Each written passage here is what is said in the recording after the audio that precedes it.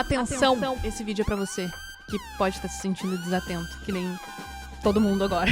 Desatenção veio quase como uma epidemia.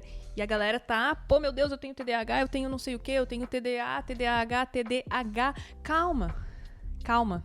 Às vezes a gente tá só se intoxicando digitalmente, o que também é uma coisa a se pensar com mais cuidado, né? Mas bom, vamos entender um pouquinho sobre o que é a atenção, quais tipos de gatilhos podem surgir no ambiente, como identificar isso e como tentar frear essa desatenção com um processo, né? Vamos tentar, degrau por degrau, melhorar esse processo atencional, limpar um pouco isso, para que você possa ser um pouco mais eficiente nas suas tarefas, na sua rotina ou até mesmo no seu lazer. Muitas vezes a gente não consegue prestar atenção nem quando a gente precisa se divertir ou algo nesse sentido. Vem aquela sensação de culpa, de meu Deus, eu não fui produtivo em tal âmbito da minha vida, logo eu não sou digno de agora poder relaxar um pouco.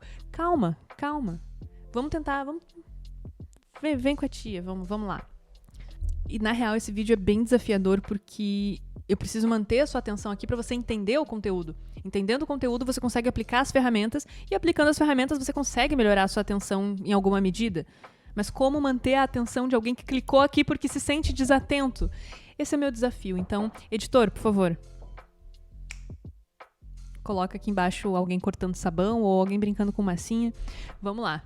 Vai ser aqui, é aqui onde eu me consagro como uma youtuber, se eu conseguir fazer você prestar atenção do início ao fim. E eu sei quando você pula, porque eu consigo ter acesso à estatística de retenção. Então vamos ver se eu vou conseguir fazer isso. Vamos começar com algo bem dinâmico, algo bem... quero testar alguma coisa. Vamos prender sua atenção fazendo o teste. Quase revelei o nome do teste. Conta quanto... Olha a atenção de centavos. Bora contar quantas vezes os jogadores de branco passam a bola um pro outro.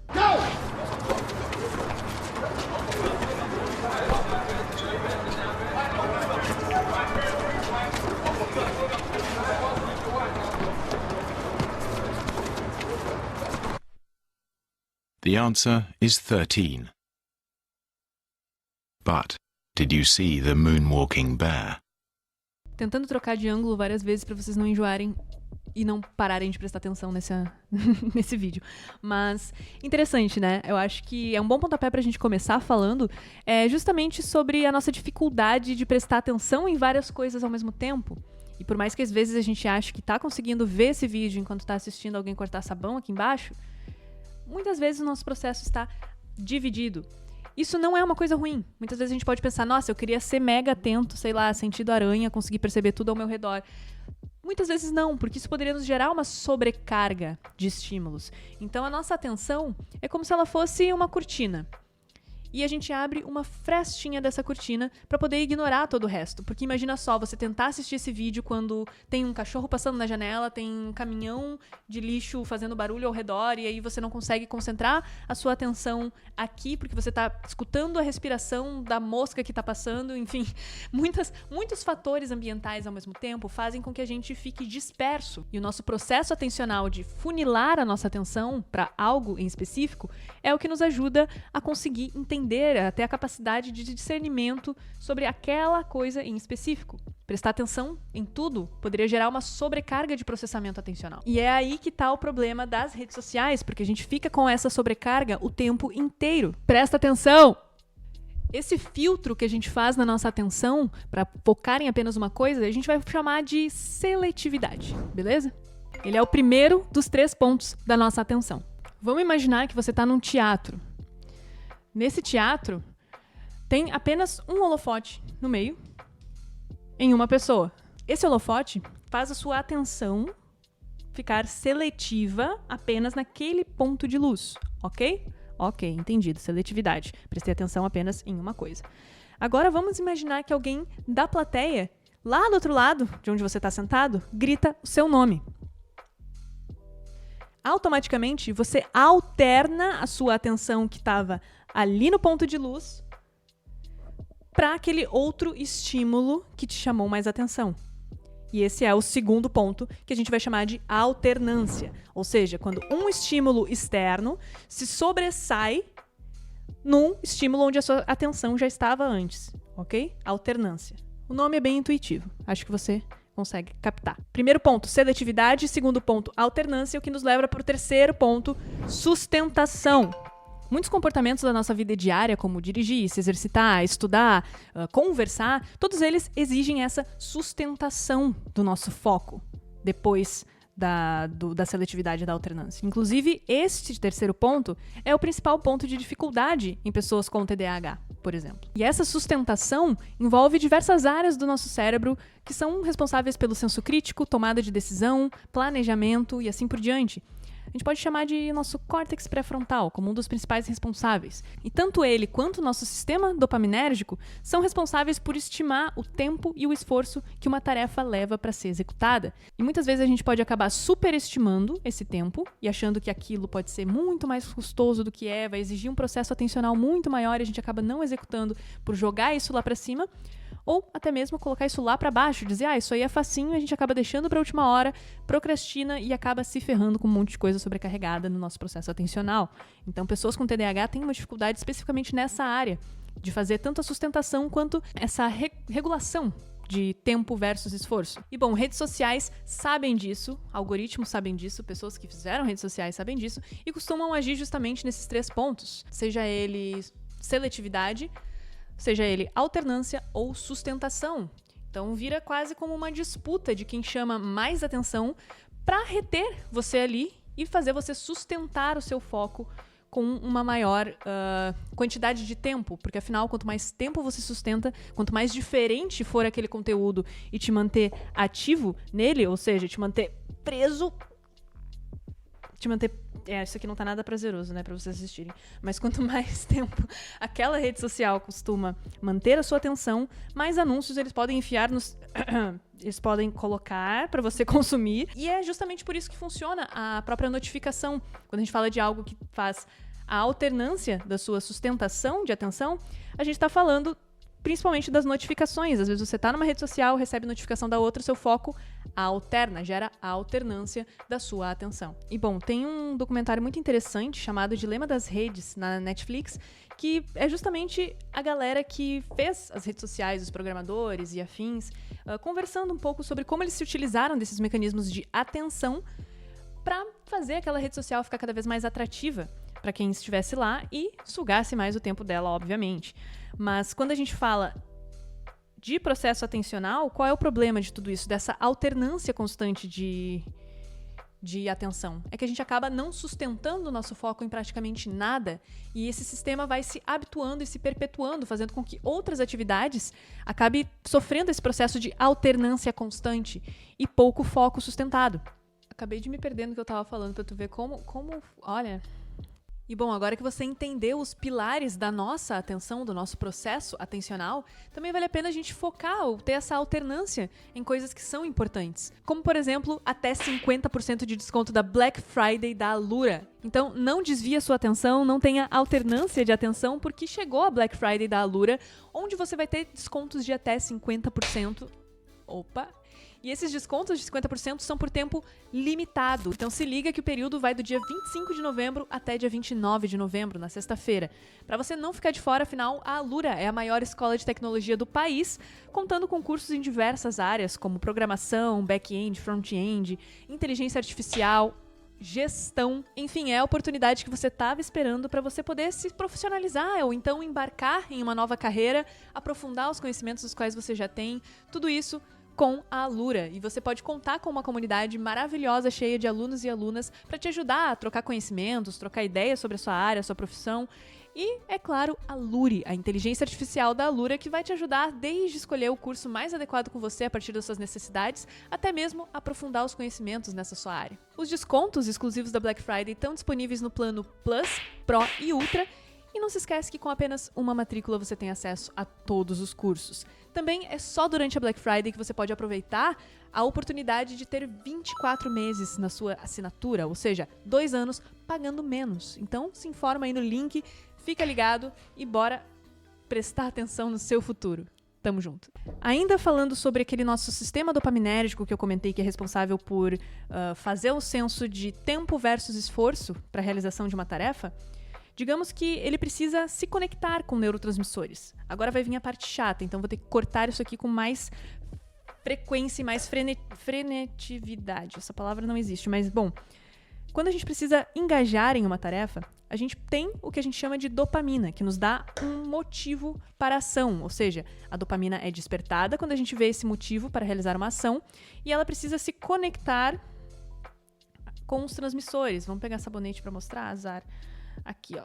A gente tem receptores de dopamina e de vários outros neurotransmissores. E aqui vem o estímulo, o neurotransmissor. Para a gente executar uma ação, eles precisam, se conectar. Conectados, a gente vai lá e executa a ação. O que acontece quando a gente é exposto a estímulos que sugam muito nossa atenção, a hiperestímulos que são altamente recompensadores, como as redes sociais, que ficam freneticamente fazendo essa alternância da nossa sustentação de foco e afins, é que a quantidade de neurotransmissores é muito alta, afinal aquilo é hiper recompensador. Vem muitos neurotransmissores e o nosso cérebro, ele é caro energeticamente. Então tudo que ele puder fazer para poupar energia, melhor. Então ao invés de se manter sustentando essa quantidade de receptores, ele vai pensar, nossa, mas olha quantas dopaminas aqui para eu me conectar, eu não preciso de tudo isso. Então ele vai diminuindo seus receptores, porque se conectar é muito fácil. Porém, essa atividade, ela é mega recompensadora. Quando a gente troca atividade e a gente fala sobre estudo ou sobre treino, aprender um novo idioma, um novo instrumento, essas atividades que elas não são carregadas de dopamina e hiperestímulo, o neurotransmissor que ela solta é isso aqui. E aí fica muito mais difícil se conectar no receptor. Afinal, o receptor é plástico, o nosso cérebro é neuroplástico, ele se adaptou para aquela grande quantidade. E agora, coisas que são pequena quantidade não prendem mais a nossa atenção e não faz com que a gente execute a ação. Por isso, reels, shorts e tudo isso é tão prejudicial quando a gente fala a nível de sustentação de foco, atenção e execução de comportamento. Porque o nosso cérebro é neuroplástico, ele se adapta de acordo com as circunstâncias. Quanto maiores os hiperestímulos que a gente demonstra para ele, menos a gente vai conectando esses neurotransmissores nos seus receptores, porque eles vão se diminuindo. E aí atividades que não são tão hiperrecompensadoras têm essa dificuldade de executar, essa dificuldade de manter o foco, sustentar a atenção, aqueles 3 pilares que a gente conversou. As redes sociais sabem disso, por isso os algoritmos são tão perfeitinhos para aquilo que você gosta, ou seja, eles fazem a alternância, como se alguém tivesse chamado seu nome lá fora, lembra? Eles fazem essa alternância com uma maior intensidade, maior frequência, de acordo com aquilo que te desperta essa dopamina e esses neurotransmissores. Então, você não precisa fazer essa sustentação por muito tempo, para não cair naquilo de dificuldade de conexão, mas a alternância vai sempre trazendo a novidade, sempre trazendo novidade, e aquilo vai, mais neurotransmissor, mais neurotransmissor. Então, eu espero que você tenha entendido os 3 pilares do seu processo atencional e o porquê que hiperestímulos, eu falei muito sobre redes sociais aqui, mas coisas como substâncias, abuso de substâncias, vícios, conteúdo adulto, pornografia, tudo isso que é hiper recompensador, vai justamente esbugalhando o seu processo atencional, justamente por essa combinação neurobiológica junto desse processo de alternância frequente de estímulos que vão sendo hiper recompensadores. E aí, beleza, catastrofizamos aqui, né? O que a gente faz para melhorar? Lembra que o nosso cérebro é plástico, ele se adapta, ou seja, ele diminui aqueles receptores por essa alta carga? Isso é uma notícia boa também, porque diminuindo essa alta carga, a tendência é a gente substituir por atividades que... Parece que eu tô ameaçando vocês, né? Me perdoa. A tendência de trocar esses comportamentos por comportamentos mais saudáveis, que sejam intrinsecamente mais recompensadores e não tão hiper estimulantes, como, por exemplo, treino, estudo, tentar sustentar a sua atenção por mais tempo e fazer aquilo ter sentido na sua vida, encontrar comportamentos que tenham esse motivo para a ação por si só, ajuda a estimular com que esses neurotransmissores se conectem com mais frequência, que esses receptores estejam mais adaptados neurologicamente falando. Quando a gente fala de TDAH, por exemplo, a dificuldade é justamente nesses receptores de dopamina. Então, quando a gente fala de uma medicação, em casos de TDAH, que são necessários esse acompanhamento profissional, o remédio ele age justamente nesses receptores. Então, por isso a importância. E aí, por isso também que a gente acaba superestimando certas tarefas e atividades e subestimando outras, das quais às vezes era muito importante que fossem executadas. Então fica a sugestão a gente tentar fazer esse mapeamento de gatilhos que te levam a esses comportamentos hipercompensatórios, de alternativas... tá começando a ficar chato, né? de alternativas para você substituir esses comportamentos hiperrecompensatórios por outros que sejam mais saudáveis e não tão hipercarregados de neurotransmissores que vão deixar você sempre mal acostumado. Tem um psicólogo bem interessante também aqui na internet, o Wesley Delanogari, ele criou um termo, ele cunhou que é mimados dopaminérgicos, aqueles que precisam de altas doses de dopamina o tempo todo e não conseguem redirecionar esse comportamento. Então acho que esse termo dele ilustra isso muito bem. Não sei se eu consegui prender sua atenção até aqui, mas agora eu tô até com a adrenalina lá em cima de tanta coisa que eu fiz nesse vídeo, mas comenta aqui se você assistiu ele por completo, se eu conseguir prender a sua atenção e se você entendeu. Vamos fazer um resuminho aqui rapidamente agora. Não vale ter pulado todo o vídeo e vir só o resumo, mas enfim. Nosso processo atencional tem 3 pilares, né? Que é justamente a seletividade, o que é algo muito bom, porque consegue fazer a gente ficar focado em algo. A alternância, de acordo com estímulos do ambiente. E a sustentação de foco. Comportamentos hiperdopaminérgicos e comportamentos hiperestimulantes acabam mexendo nessa nossa zona atencional e fazendo um esculhambo na nossa sustentação de foco ou na nossa frequência de alternância e assim por diante. Comportamentos que a gente precisa executar acabam sendo mais difíceis de serem executados justamente por essa diferenciação neurológica que esses comportamentos hiperrecompensadores têm e fazendo o nosso cérebro, que é plástico, ou seja, nosso cérebro se molda a partir das nossas experiências e daquilo que a gente submete ele.